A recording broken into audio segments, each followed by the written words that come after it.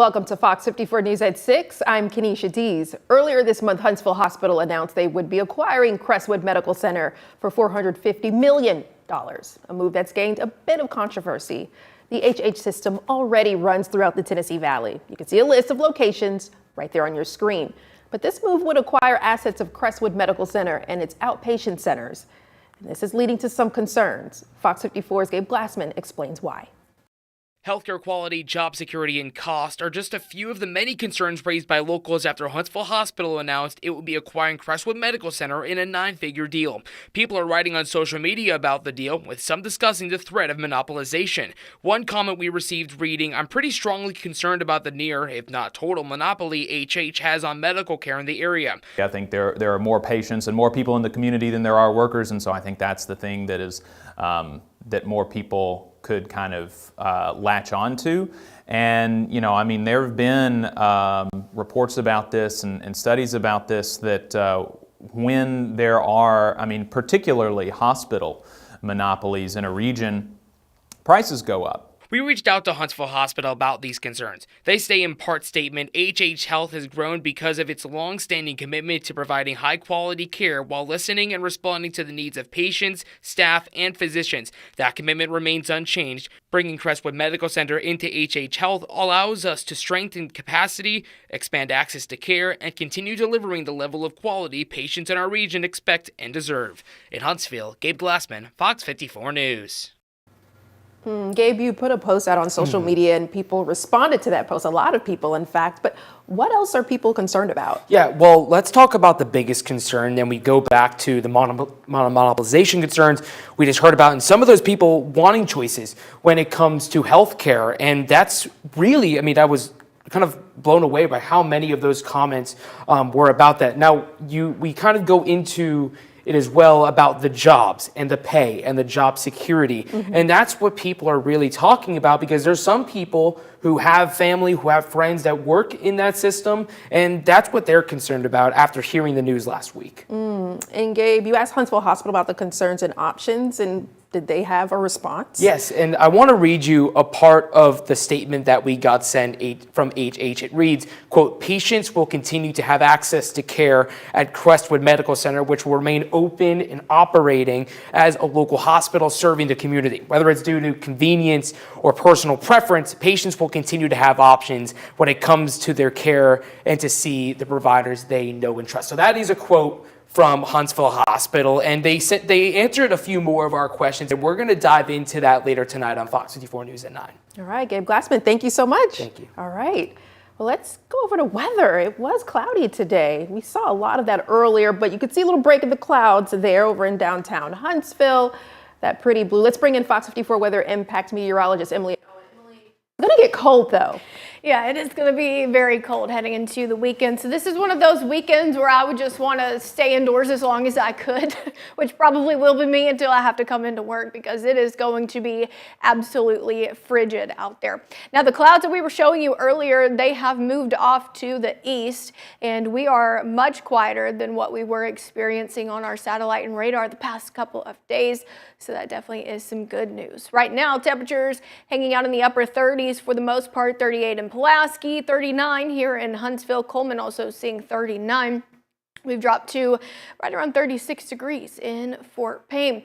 Now, heading into the next couple of hours, we'll see those temperatures drop off and we'll be below freezing by about midnight. And it looks like we'll start your Friday off in the upper 20s in most locations. But it's going to get colder heading into Saturday and Sunday. That's why we've got a cold weather advisory that will go into effect right around 11 o'clock tomorrow night and last until about noon on Sunday.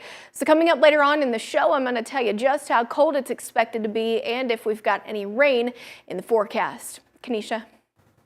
Thank you, Emily. We've learned a man faces multiple charges after allegedly getting involved in 2 separate car crashes.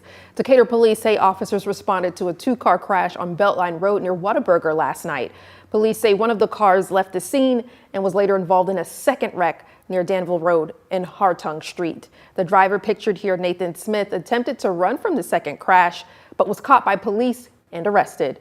He's charged with 2 counts of DUI, among other charges, and is held in the Morgan County Jail on a roughly $3,000 bond. A man behind bars on multiple traffic and drug charges after a high-speed chase in Colbert County. According to Shoals Insider, Colbert County Sheriff's deputies attempted to stop Jacob Blystone, pictured here, after he allegedly hit a car on 3 Mile Lane last Thursday.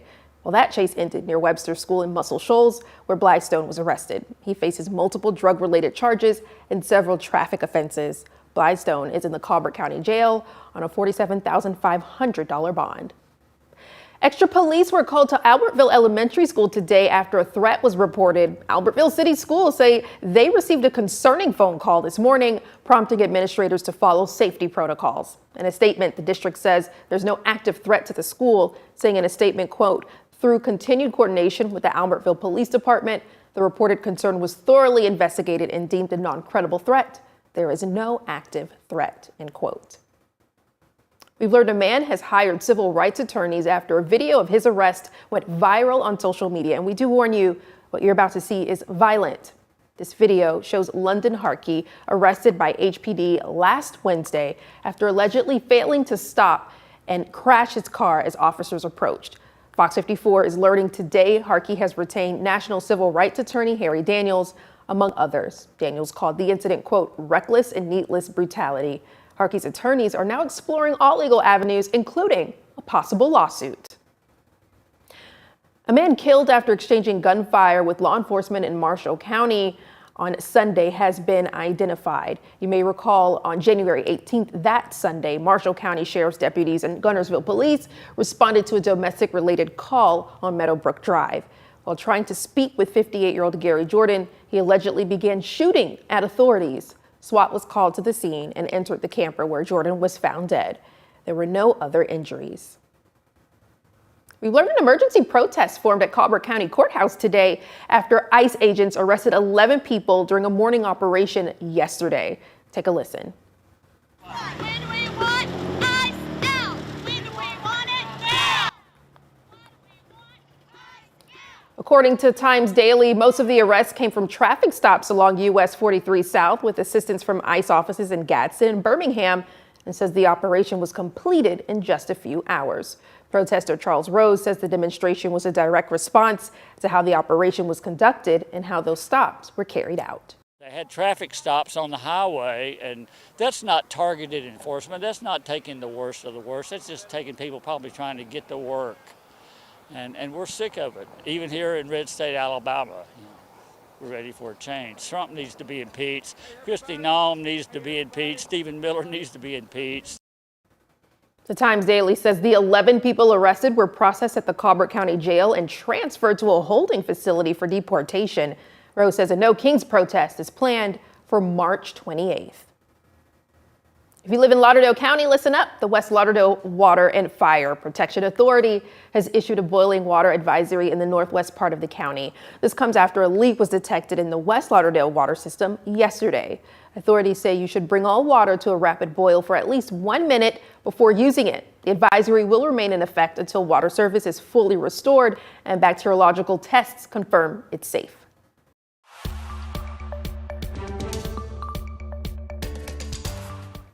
We've learned Alabama ranks dead last in a new national report card on tobacco control. The American Lung Association's annual study gave Alabama failing grades in all 5 categories, including tobacco taxes, smoke-free laws, and prevention funding. Only 3 other states scored as poorly: Georgia, Mississippi, and Texas. Not necessarily something a report card you'd want to bring home to your parents. I want to see us continue to fight and drive down smoking rates so nobody has to deal with the consequences. While national smoking rates have dropped to historic lows, tobacco use still kills more than 490,000 Americans every year. If you're looking for help quitting, check out our story on FOX54.com. It includes resources for those who want to kick the habit. The state auditor of Alabama, Andrew Sorrell, stopped by Fox 54 today. He's running for re-election and is supporting a bill that would create a property investigations division for state property that is allegedly misused and stolen by employees. Here's a listen on how he says it would work. I want to be able to hold those people accountable. And I want as auditor to be able to issue demand letters to those people for repayment to the state agency that property was lost from. That's what that House bill will allow me to do. And tonight at 9, we hear more from Sorrell on House Bill 95, a bill that would require probate judges to conduct audits after state and county elections. An Alabama State Committee delaying voting on a bill requiring all emergency rooms to have a doctor on site at all times. Members of the Senate Health Care Committee say they're concerned Senate Bill 80 could take a toll on rural hospitals. Senator April Weaver argues the bill would place an additional regulation that isn't required by the federal government. Senator Larry Stutz says he will work with Weaver on the bill's language. And we've learned that Senate Democrats have reached an agreement with President Trump, a developing story. It's on a massive spending bill today to avoid a partial government shutdown. This is according to the Associated Press. All Senate Democrats voted earlier today not to advance the $6 billion funding package, demanding Republicans agree to separate funding for the Department of Homeland Security from the rest of the package so it can be renegotiated. The deal reached to the House will have to return to D.C. to vote, and final approval could be delayed until Monday. Can be either virtual on your phone or go ahead and print it out and bring it with you to the TSA checkpoint. No real ID, expect a new charge. Fox 54's Caleb Aguayo explains from Huntsville International Airport. Some cities in the Tennessee Valley ranked as one of the least expensive places to rent. We'll tell you where.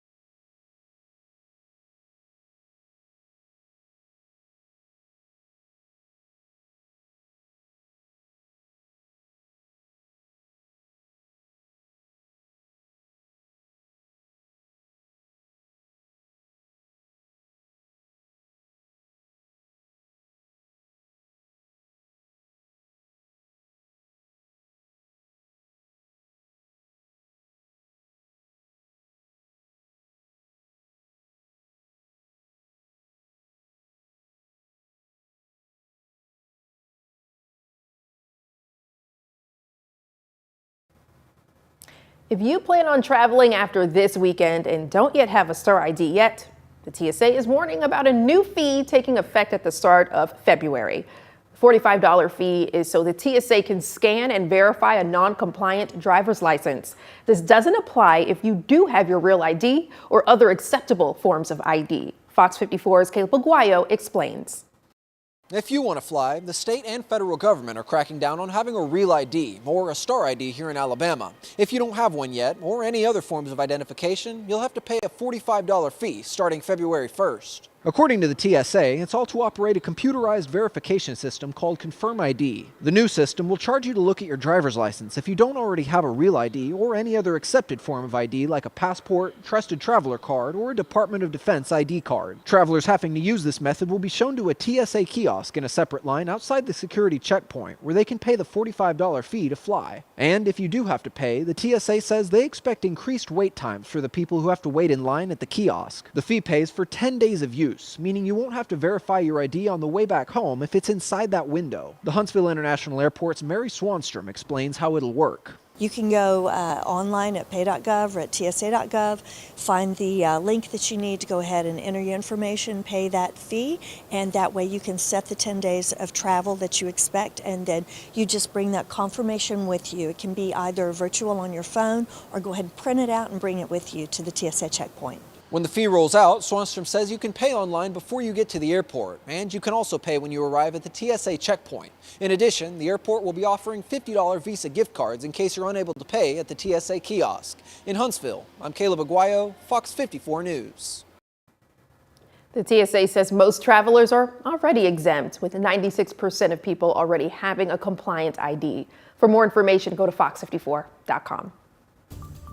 Help is on the way from Huntsville Utilities to help our neighbors in Nashville. Details on how crews will help. And Emily, I hear that dangerous cold will return. That's right, Kanisha, and that's why we've got a cold weather advisory that's going to go into effect late tomorrow night. I'll tell you just how cold we're expected to be coming up right after the break.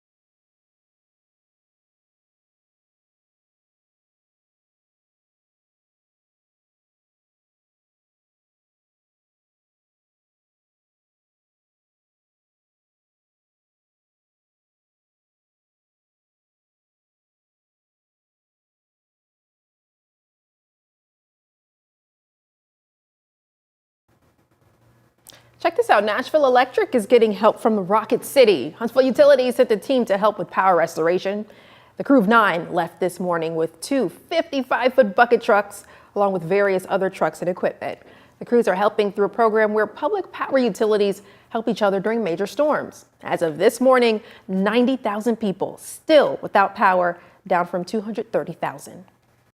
Now, the Tennessee Valley's certified most accurate forecast from the Fox 54 Weather Impact Team. It's good we're able to help our fellow neighbors, and it just shows that we were pretty much spared. That's literally what I was about to say. We were, I guess you could say, the lucky ones out of this, because if that low pressure system would have gone any further towards the south, we could also still be dealing with impacts like that here across the Tennessee Valley. So even though we didn't have, the winter wonderland like everybody expects and loves to see, we still were kind of spared from the worst of what that storm brought. But it is going to be extremely cold once again heading into the weekend. Let's go ahead and talk about our temperatures we've got going on right now, though, because we are above freezing, but that is expected to change heading into the overnight. Tonight, temperatures will dip to right at or just a little below freezing for the overnight tonight, so it's not going to be brutally cold like what we're expecting heading into this weekend. So 39 right now in Florence. We're sitting at 40 in Russellville, 37 here in Huntsville, mid-30s over in Fort Payne. Albertville is sitting right at 37 degrees.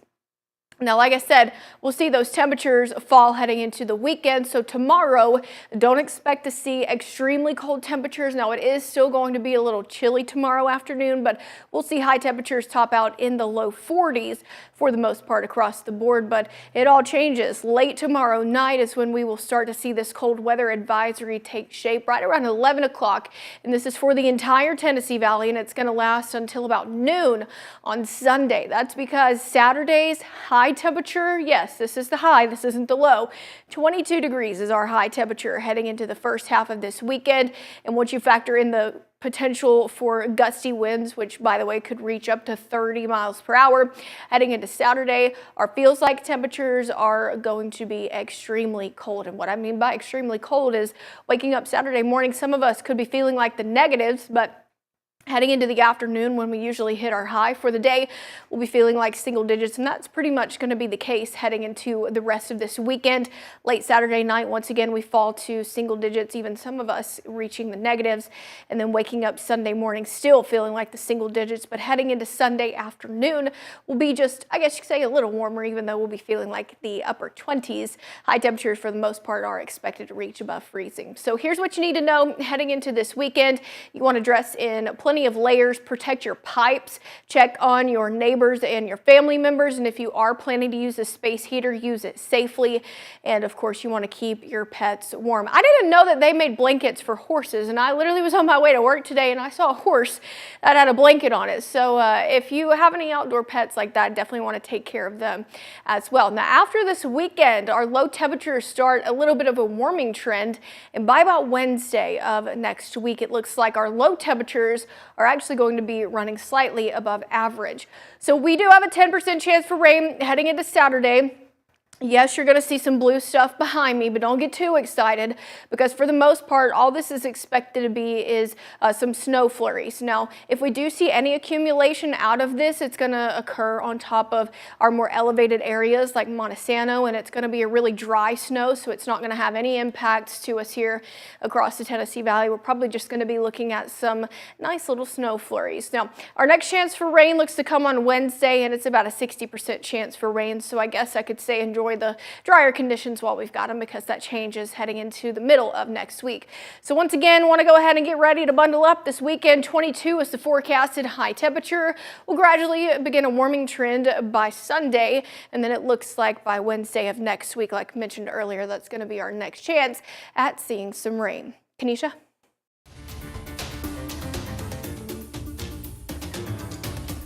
We do have a scam alert for you. The Morgan County Sheriff's Office is warning about a popular phone scam where callers threaten to put you behind bars.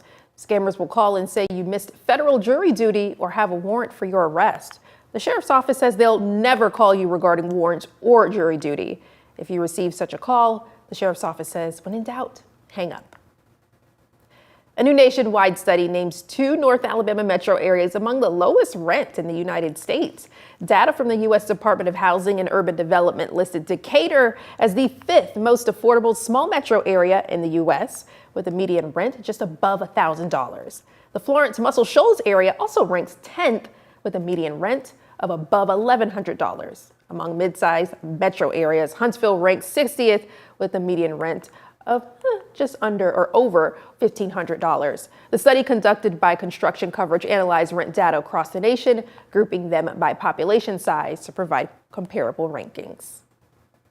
Former Alabama head coach Nick Saban and his wife, Miss Terry, met with Governor Kay Ivey today to talk about the future of STEM education in the arts. The visit is part of the state's support for the Saban Center, which aims to promote hands-on learning opportunities for students through real-world experiences. The Saban Center is expected to open next year. The recent winter weather could have an impact on a bass tournament being held on Lake Guntersville next week. Bassmaster says cold weather could cause lake grass to die and fish to swim to deeper water, forcing competitors to fish further offshore. While it won't keep the fish from biting, it could limit the number of catches made in shallow water. You can watch the FXR Bassmaster Elite at Lake Guntersville February 5th through the 8th. A superior comeback in the second half, lifting Auburn to their 4th straight victory in SEC play. We'll talk to Coach Stephen Pearl about that win next.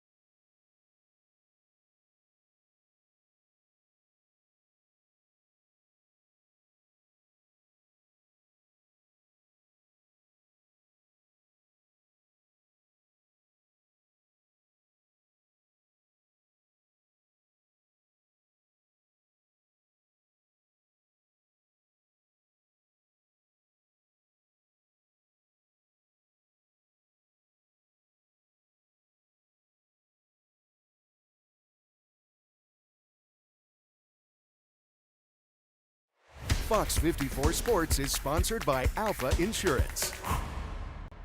Welcome to sports, everyone. The Auburn Tigers finding themselves down to Texas early and often last night on the Plains. But a surge in the second half propelled the Tigers to an 88-82 win.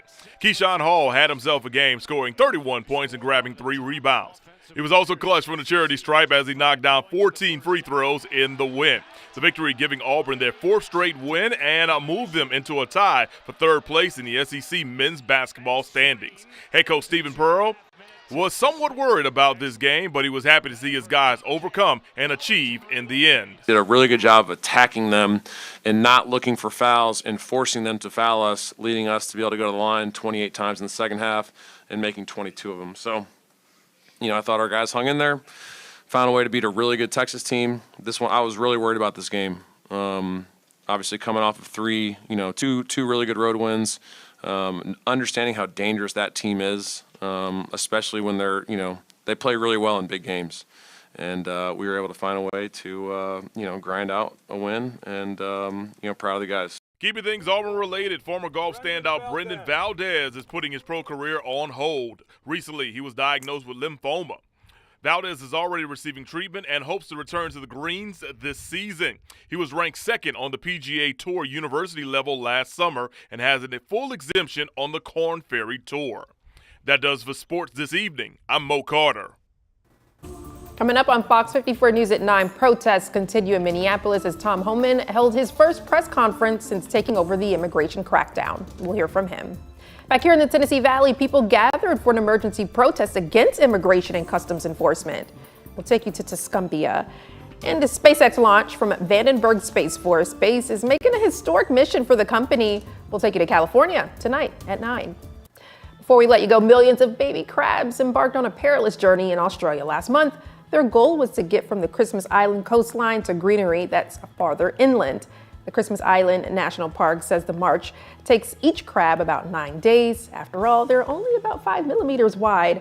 The park says not many survived the journey, so starting with such a large number was a hopeful sign this year. Now that is news we love. I know, little baby crabs, so cute. I know, crabs creep me out if they're like adult form or they're like those huge crabs that live at like the bottom of the ocean. But if they're like tiny baby crabs like that, I love them. Like the hermit crabs. Yeah. I literally had like 9 hermit crabs at one point in a tank when I was a child. Aww. Like I loved them so much. And I don't know why. I don't know what the fascination was. Growing up, we had a little tank in our class, like I think 1st grade of the